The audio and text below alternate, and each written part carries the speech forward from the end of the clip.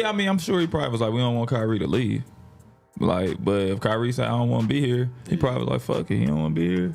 You know, every time you play with LeBron, it's going to be a lot of media attention. It's going to be a lot of back and forth of narratives. It's going to be about a lot of spun narratives. It's going to be a lot of politics. It's going to be a lot of shit that a lot of people don't see in front of the camera.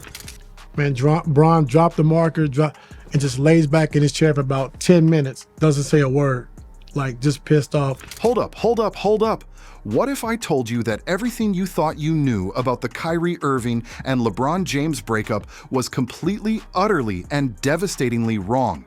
What if the whole narrative about LeBron being crushed by Kyrie's departure was nothing but a carefully crafted PR stunt? And what if 3 NBA insiders just completely shattered the fairy tale we've been fed for 8 years? So I come sit next to Bron. We sitting there, handling the phone, Sports Center. Kyrie Irving's just been traded to the Boston Celtics. Man, Bron dropped the marker and just lays back in his chair for about 10 minutes. Doesn't say a word. Like, just pissed off. And Bron was crushed. And I saw when that happened, I thought things would I thought Bron would do something different, sooner than later. And that's what he did. So you believe LeBron would have stayed in Cleveland had Kyrie stayed in Cleveland? Yes. I think so. Damn.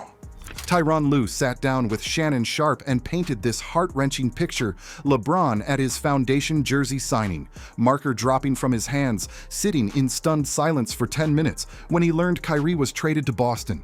Lue claimed the King was crushed, absolutely devastated.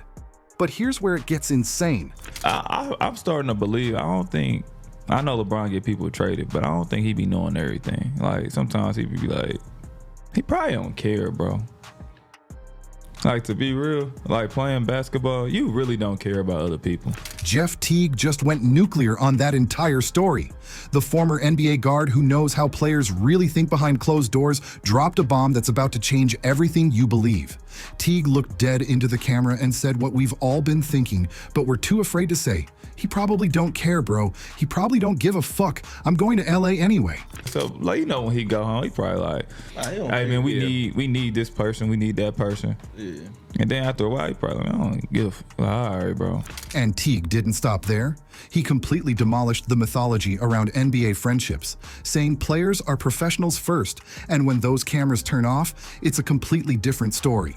Like, to be real, like playing basketball, you really don't care about other people. You honestly don't. Like, to be real, like playing basketball, you really don't care about other people. You honestly don't. Mook, you know that. No, we don't. But Bron, his situation a little different, bro. This isn't speculation. This is coming from someone who lived in those locker rooms, who knows how the game really works. Once again, if he had enough rings to be considered the greatest, it would be okay. This is a typical LeBron. He doesn't feel like he's going to get there, and that's going to be held against him, so now he's going to downplay the ring. He's talking about winning rings, because that's what he wanted to win. But wait, it gets even more explosive. Rob Parker, the man who's never been afraid to speak truth to power about LeBron James, has been laying the groundwork for this revelation for years. Parker's been calling out LeBron's manufactured emotions and calculated moves since day one. He's consistently argued that LeBron's reactions are performances, not genuine emotion. So he's had AD and Luka on his squad, and he's 2-12 in the NBA playoffs. And he looked all of 40 last night. I got one message to LeBron James. A, you deserve all of this because you keep messing around with the teammates, the roster. At least you won a championship with AD. Messing around with the roster, messing around with the coaches. Told Darvin Ham, who took you to the Western Conference Finals and won an in-season tournament, you'll hang a banner. He was no good. You get your podcast partner, JJ Redick, with no experience. Let's examine the evidence that's been hiding in plain sight. Kyrie himself recently revealed on a Twitch stream, when you're playing with somebody like Bron, or somebody that you guys like to compare him to, it's a different animal. It's a different journey. You're automatically expected to be at the top of the charts, top of the league. every time you play with LeBron, it's going to be a lot of media attention. It's going to be a lot of back and forth narratives. It's going to be about a lot of spun narratives. It's going to be a lot of politics that a lot of people don't see in front of the camera. When you're playing with somebody like Bron or somebody that you guys like to compare him to, it's a different animal. It's a different journey. You know what I'm saying? Like, you're automatically expected to be at the top of the charts, the top of the league. You know, every time you play with Bron, it's going to be a lot of media attention. It's going to be a lot of back and forth of narratives. It's going to be about a lot of spun narratives. It's going to be a lot of politics. It's going to be a lot of shit that a lot of people don't see in front of the camera. Think about this timeline, people. LeBron knew the Warriors with Kevin Durant were unbeatable. He knew Cleveland's championship window had slammed shut. According to Teague, LeBron probably don't give a fuck. I'm going to LA anyway. Like he already knew his plans anyway, like going to LA. The King had his exit strategy mapped out before Kyrie even made his trade demand. The reason why I say I would have loved to play with Kobe, because I would have loved to have started my career. But here's the part that'll blow your mind. What if LeBron wanted Kyrie gone? Think about it strategically. LeBron needed a scapegoat for Cleveland's inevitable downfall against the super team Warriors. What better narrative than "my co-star abandoned me"? It gives him cover for the failures to come and sets up his heroic departure to LA as the misunderstood, betrayed superstar. Tyronn Lue revealed he begged and pleaded with Kyrie to stay, comparing it to another Kobe and Shaq. But that's like another Kobe and Shaq situation. I would never let it happen. You're right. Like, and I begged and pleaded. You know, Kobe. LeBron said he begged and pleaded, too. said, hey, don't trade him. He still got a year on his contract. Don't trade him. But what if Lue was the only one doing the begging? What if LeBron was sitting back, quietly orchestrating his own exit while letting Kyrie take all the heat for breaking up the championship duo? Bron was doing autograph signing with jerseys and stuff for his foundation. So I come sit next to Bron. We sitting there, handling the phone, Sports Center. Kyrie Irving's just been traded to the Boston Celtics. Man, Bron dropped the marker and just lays back in his chair for about 10 minutes. Doesn't say a word, like just pissed off.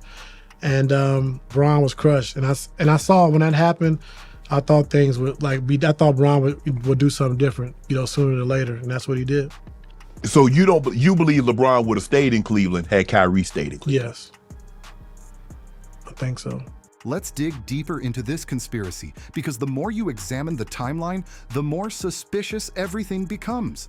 Remember, this is the same LeBron James who orchestrated the decision in 2010, who masterminded the Miami Heat super team formation, who calculated his return to Cleveland down to the exact timing of his Sports Illustrated letter. This man doesn't do anything without a plan. Because no matter how much money you got, no matter how famous you are, no matter how many people admire you, at the end of the day, being a black man in America is very frightening, and it lets us know that we got so much further to go to be equal in this country. LeBron James is not smart. He's a basketball player.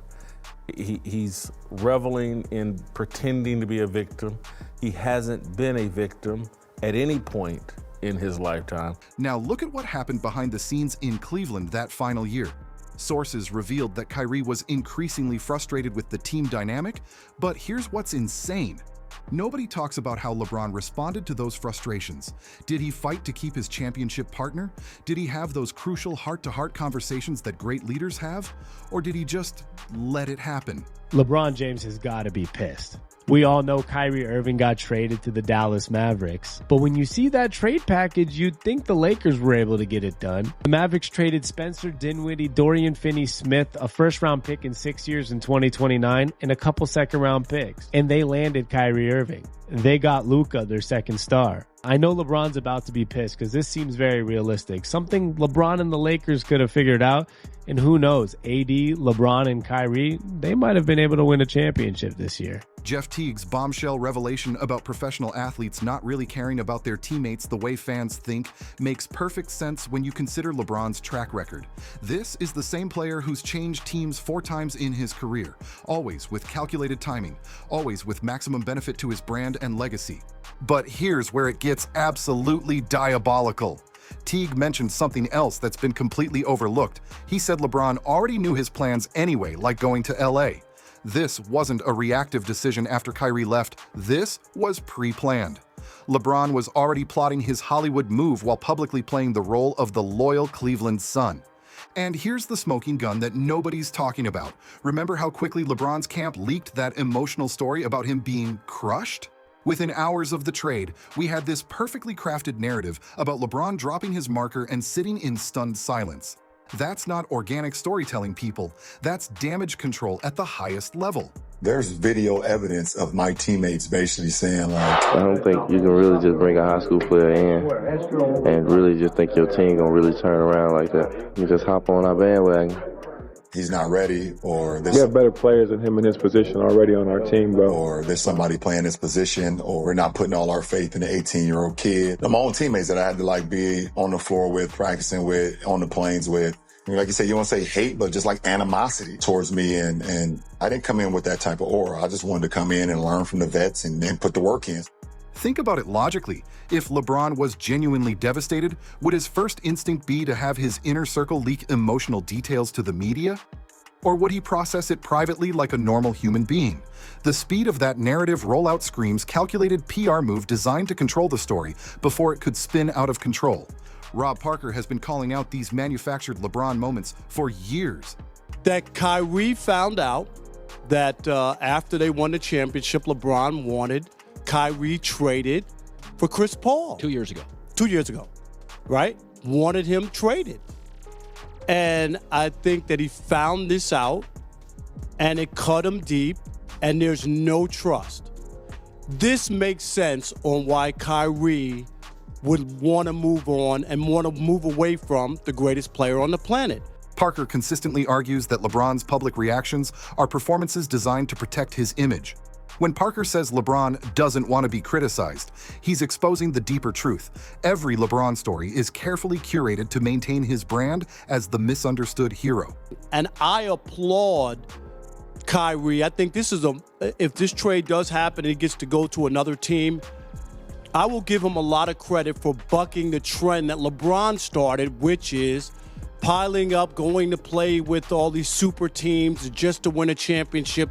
Here's a guy saying, first of all, I have a championship in my pocket. And he didn't hitch onto LeBron's wagon to get it. He made the big shot to win that championship for Cleveland. But let's flip the script for a moment and examine Kyrie's side of this conspiracy. In his recent revelations, Irving said something absolutely chilling. When I'm done playing, you guys will hear the real story. What real story? What is he holding back? What secrets from that Cleveland locker room has he been protecting for 8 years? Shout out to Bron for all that, man. Knows how to stir up a media storm and get everybody in here talking about us. Yeah, I'm looking forward to the future and getting this series started now. Kyrie's admission that there was a lot of Shea AT that a lot of people don't see in front of the camera suggests there were serious behind-the-scenes issues that the public never learned about. Was LeBron's leadership style more toxic than anyone imagined? Were there power struggles that went way beyond basketball? Was Kyrie essentially driven out by a situation that had become unbearable? Remember, this is the same Kyrie who hit the most clutch shot in Cleveland Cavaliers history, who delivered their first and only championship, who had every reason to stay and build a dynasty. Players don't just abandon championship situations unless something is seriously wrong behind the scenes. Top 5 best handles of all time. You're gonna put Kyrie in there? Kyrie's the best, bro. Here's what's really scary about this whole situation: the media's complete complicity in selling the LeBron as victim narrative. For 8 years, sports journalists have perpetuated this story without questioning the timeline, without examining LeBron's motivations, without investigating what really happened in that Cleveland locker room. They all bought into the story hook, line, and sinker. Why? Because questioning LeBron's version of events means questioning the entire sports media industrial complex that relies on these manufactured storylines for content. It's easier to sell the simple story of betrayal than the complex reality of calculated manipulation. Jeff Teague's courage in speaking this truth is revolutionary because he's breaking the code of silence that protects these superstar narratives. When he says players don't really care about other people, he's not being cynical. He's being honest about how professional sports actually work at the highest level. The hidden angle here is genius-level manipulation. LeBron gets to play the victim, preserve his legacy as someone who was abandoned rather than someone who couldn't win when it mattered most, and he gets his ticket to Hollywood exactly when he wanted it. The basketball world is losing its mind over these revelations. Fans who spent 8 years feeling sorry for LeBron are now questioning everything. Social media is exploding with people saying they feel manipulated, that they bought into a narrative that was designed to protect LeBron's image while destroying Kyrie's reputation. Lakers fans are torn between defending their superstar and acknowledging the possibility that they've been played. Cavs fans feel double-crossed, first by Kyrie leaving, then by LeBron leaving, and now by the possibility that it was all orchestrated theater.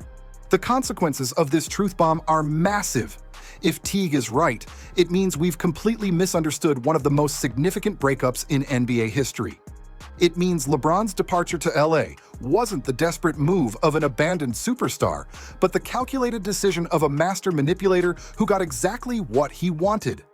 Lue believes that LeBron would have stayed in Cleveland if Kyrie hadn't left, but Teague's revelation suggests this is complete fiction. LeBron was LA-bound regardless, and Kyrie's trade request just gave him the perfect cover story. This also explains why both players have been so careful about their public statements since then. Irving later said, "I had to call Bron and tell him I apologize for being that young player that wanted everything at his fingertips. Was this genuine remorse, or was it part of maintaining the narrative that protected both of their images?" The truth is finally coming out, and it's uglier than anyone imagined. Jeff Teague just exposed the biggest lie in modern NBA history, and it changes everything we thought we knew about loyalty, friendship, and manipulation in professional sports. LeBron James, the master of controlling narratives, may have pulled off his greatest performance ever, not on the court, but in the court of public opinion. He turned a calculated career move into a sympathy story that had the entire basketball world feeling sorry for him while he got exactly what he wanted, a move to Los Angeles with his reputation intact. The question isn't whether Kyrie and LeBron will reunite in the future, it's whether we can ever trust anything these superstars tell us about their genuine emotions ever again. Hit that subscribe button if you want the real truth about the NBA's biggest stories, not the sanitized version the league wants you to believe.